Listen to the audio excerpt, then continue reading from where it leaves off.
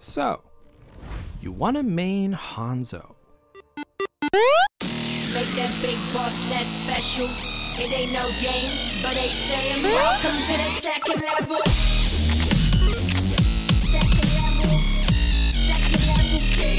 Second level.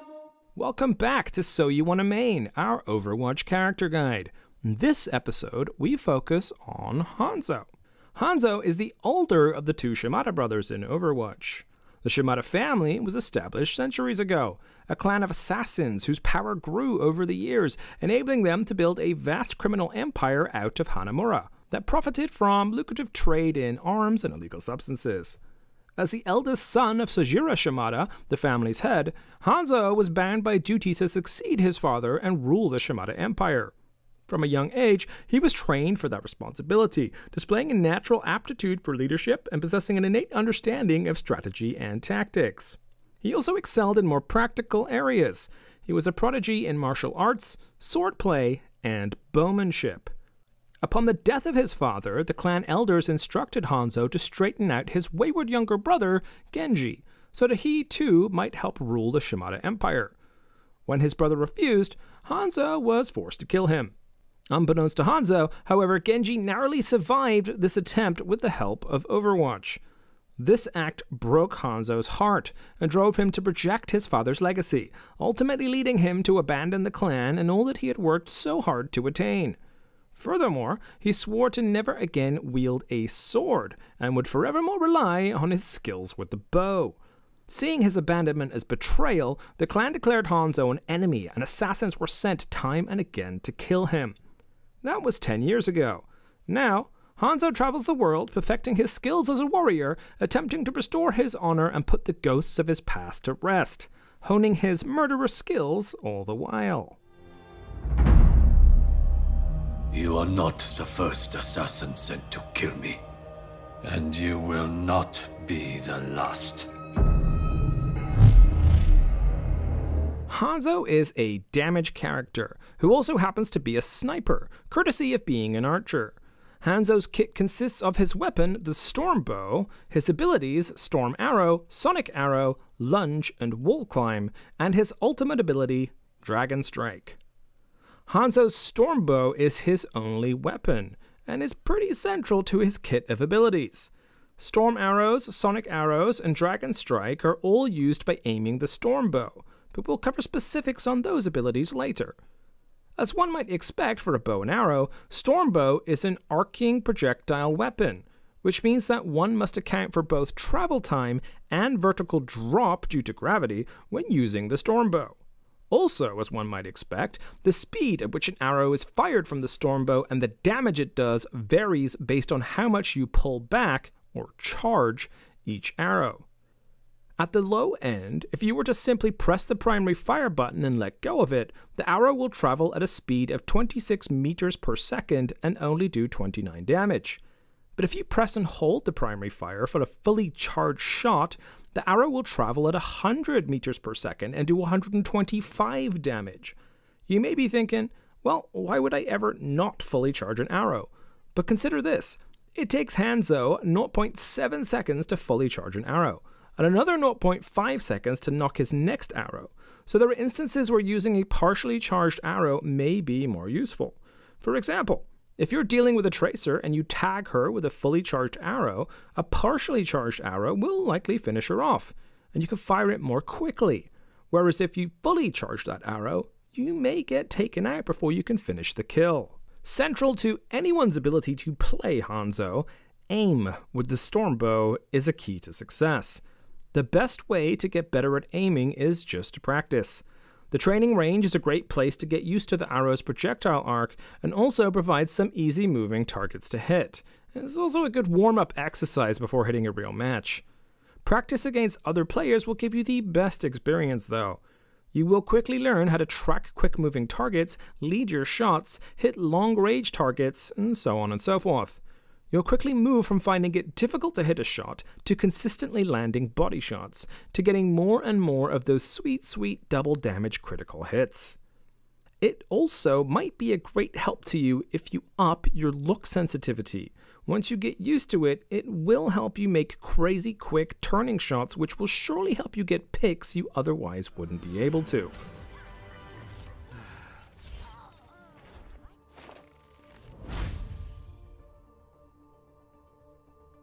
Wall Climb is Hanzo's passive ability, and doesn't require too much explanation. It, as the name suggests, allows Hanzo to climb walls. To use this ability, go up to a wall and press and hold the button the ability is bound to. For example, X on a PS4 or A on an Xbox by default. And Hanzo will climb straight up the wall to a maximum height of 4 meters. This ability is useful for getting to high ground from which you can rain death from above down on your enemy via arrow. The ability can also open up potential flanking routes for you or help you escape danger when things get a little too hot. A more recent addition to Hanzo's skill set, the lunge ability allows you to dodge quickly in the direction you're moving in as Hanzo. To use lunge, you simply tap the jump button to jump and tap again to lunge. Hanzo will then do a quick short leap in the direction you wish to go. While this ability may seem boring, it actually tends to be quite useful. The biggest thing Lunge's introduction has done for Hanzo is allow him to escape danger more easily. For example, if someone gets a little too close for comfort, you can lunge away from them and buy yourself some time and space to line up a good shot on your attacker, or to fall back to your tanks and healers, or climb up to safety. Lunge can also be used to escape ults such as Doomfist's Meteor Strike, Reaper's Death Blossom, or, incidentally, escape the path of an enemy Hanzo's Dragon Strike. These are just a few of the things you can potentially escape using Lunge. Lunge can also be used offensively to shift around corners in order to take out escaping enemies, or to surprise an unsuspecting enemy. Don't be afraid to lunge around a corner to tag a fleeing flanker, or get the drop on an occupied healer. Lunge can also be used both alone or in combination with Wall Climb to reach high up areas and jump across gaps that you previously could not traverse as Hanzo. With only a 5-second cooldown, don't be afraid to use your lunge as often as you need, whether it be to escape danger, engage the enemy, or to go where no Hanzo has ever gone before. And no, I don't mean the payload. Although ideally, if you could sit on it every once in a while, that would be great. Sonic Arrow is an ability that exchanges one of Hanzo's regular arrows for one tipped with a sonar tracking device. Specifically, it lets you see any enemy within a 7-meter radius of where the arrow hits for 6 seconds. The arrow can be used to damage an enemy and does the same amount of damage as a regular arrow. If a sonic arrow strikes an enemy or a barrier, it will remain attached, and the sonar effect radius will move with the arrow. Once used, there is a cooldown time of 12 seconds before you can knock another sonic arrow. All allies can also see the sonic effect of the arrow. The sonic arrow is best used to determine the enemy's location when they're behind walls or otherwise not visible. The sonar effect will also tell you who is hiding behind the wall, giving you key information on whether or not to engage them. Similarly, the sonic arrow can also help you determine if you're about to be flanked. If you hear footsteps or odd noises around you, but you can't see the danger, don't be afraid to look in the direction the noise came from and launch a sonic arrow. You could expose an invisible Sombra or ruin a Reaper's plan to pull off that big Death Blossom. When defending, you can also shoot a sonic arrow at the enemy's spawn before the game starts to try and determine the enemy's team composition.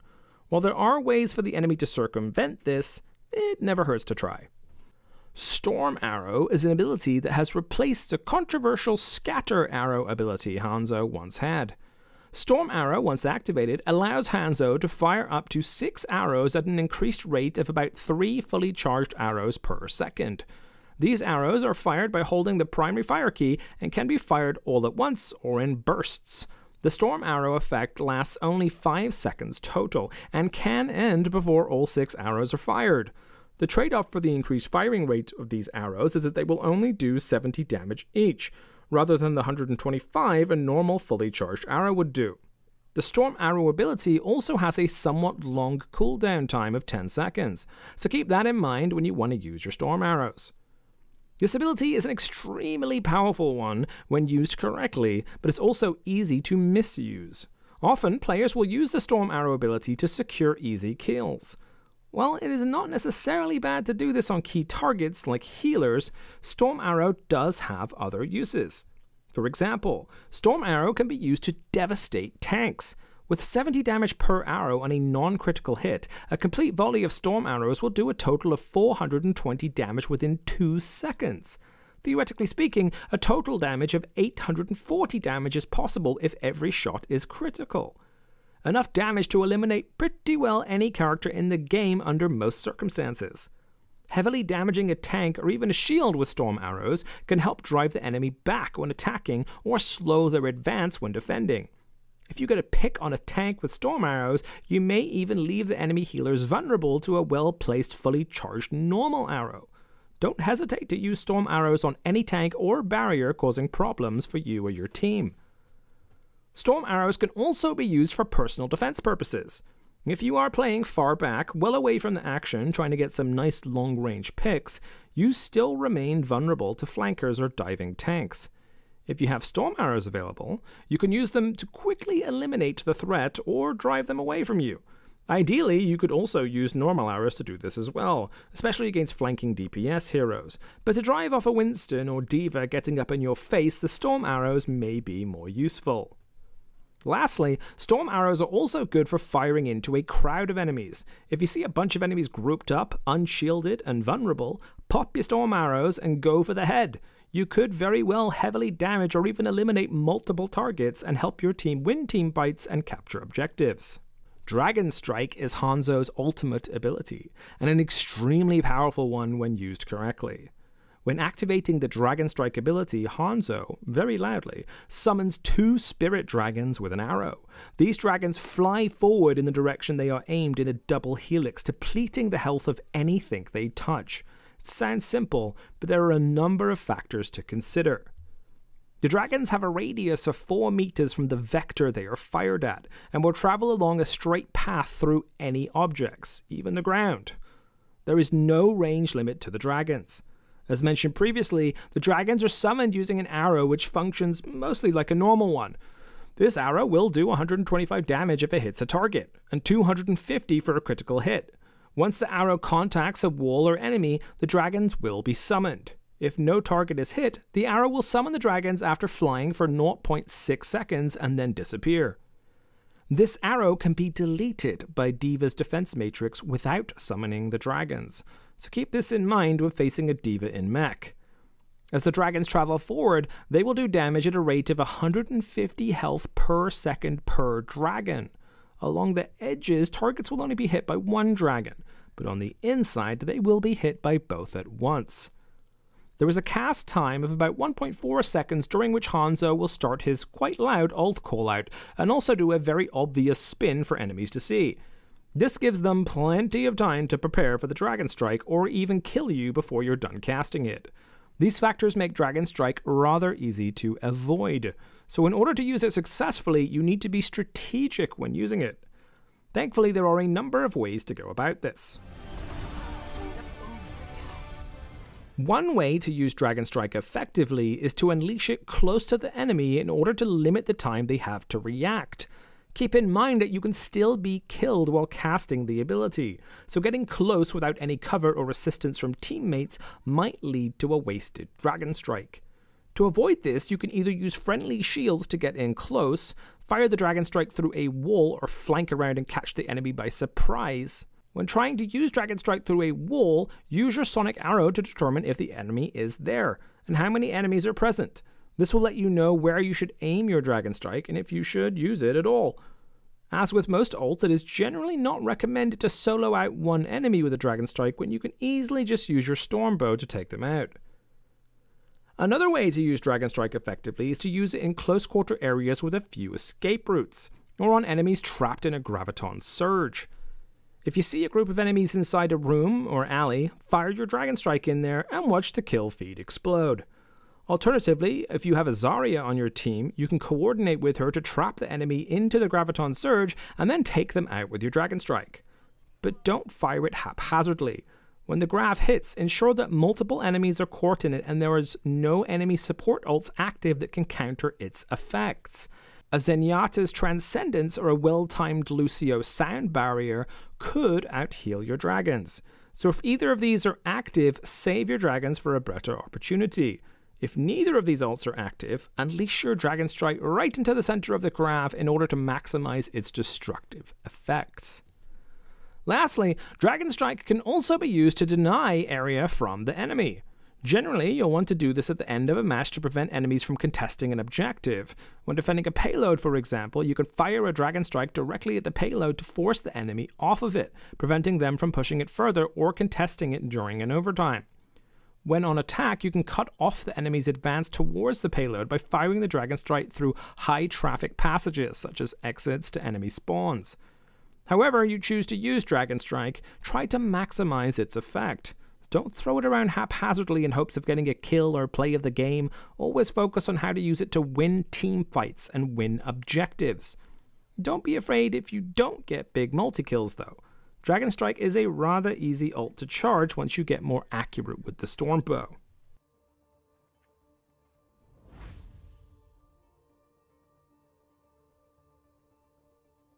Now comes the big question. How do we use Hanzo's abilities and weapons together when playing as him? Well, just like any other DPS hero, your goal as Hanzo is to damage and get key picks. You can do this by either grouping up with your team and relying on your Storm Arrows and Storm Bow to damage or take out tanks, or you can flank around and hit the enemy from the back and take out healers, snipers, or anything else that can be down with an arrow or two. You can cause absolute chaos with just one well-placed arrow if it hits a key target, such as a Mercy. Don't be afraid to switch between strategies as you need to. For example, if you're flanking and getting picks but the team is being picked off by the enemy flankers, try regrouping with your team to take the flankers out and help them push forward. If you're grouping up with your team but just can't break through the enemy's defense, try flanking around and causing chaos to throw the enemy off their game.